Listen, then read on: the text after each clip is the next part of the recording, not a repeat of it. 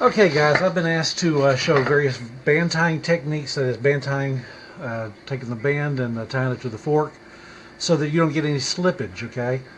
What normally happens is people will take a slingshot that has no grooves or just has very shallow grooves like this PFS does, and I'm going to tie it to the side that has no grooves so you can see how it works. And they'll get a little slippage on there, and they'll say, "Oh man, I'm getting all this slippage and everything. How do I stop that?" Well, let me show you first of all. If you tie it to a side here that has no grooves, and you just tie it with just a flat piece on there, and this is good rubber, and I'm tying it tight. It's possible to get some slippage when you pull directly against it. Okay, so from here, just put my pliers on there, wrap it one more time, and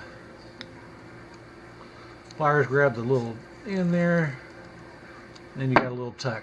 Now, as you can see here, when I pull directly against it, you can see how that's moving a little bit right there. I can get a little bit of slippage. I can get a little slippage, and I can eventually pull that out of the. I can eventually pull that out of there. See, there it goes. It's pulling, and in fact, it's got a little tear and pull at the same time, like that. Now, the way to prevent that is very simple. Okay, you just take your tab, you lay it longer like this.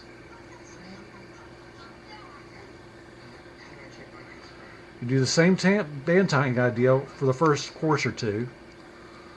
So you hear like that. You go one time around, two times around, and then you take this little tab right here, you fold it back on top of itself, and then you just finish off your courses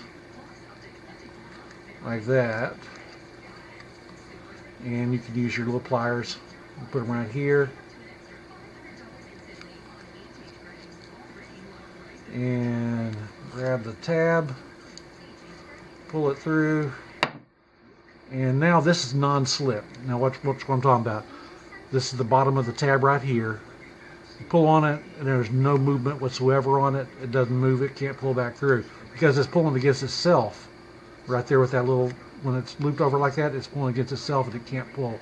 Now, when you pull over an edge, see this edge right here, when you pull over an edge, that keeps it from slipping as well, because it's a lot less pressure being applied to the actual piece itself. So I mean, it can't pull loose, and it can't slip or anything like that, because when it's going over an edge, for sure. But when you pull directly against it, yeah, you can get a little slippage sometimes when the tab is straight by itself. But when you loop it over itself like this, it can't move. And another way to do that is you instead of going this way with it here, where you leave a little extra tab right here to fold over, instead you just turn it over this way, and you take a little piece here,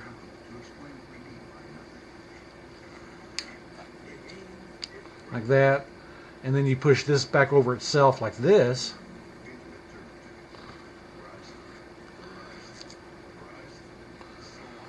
and the same thing applies then. So what it'll be doing is it'll be pulling against itself instead against just the ties.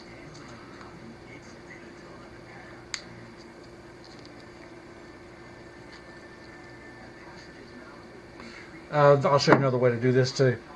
So you're here like this, you take a little piece of string like this, just take a loop like this,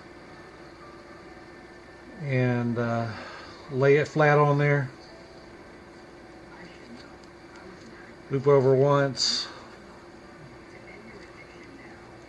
Take your tab right here, push it through that loop. So that it's gone through that little hole there like that. Take both strings, hold them, and pull it under like this, and that can't move then either. Now you can pull directly against the attachment, it won't move at all. And pulling over the edge, of course, keeps it from moving also.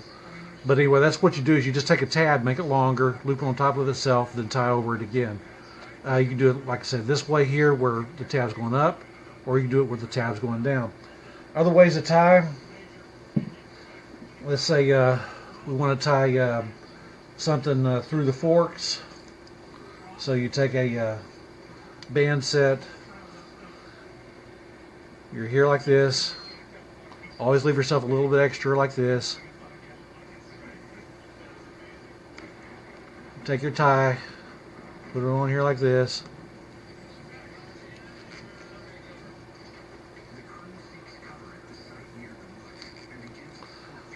Then you take this, push it back over the top.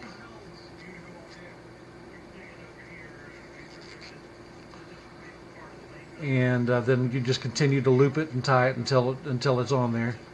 I'm trying to keep this open where you can see it with the camera a lot easier, so that I'm not doing some odd hand manipulations here. You take a little piece of wire with a hook on it like this, lay that down on the fork,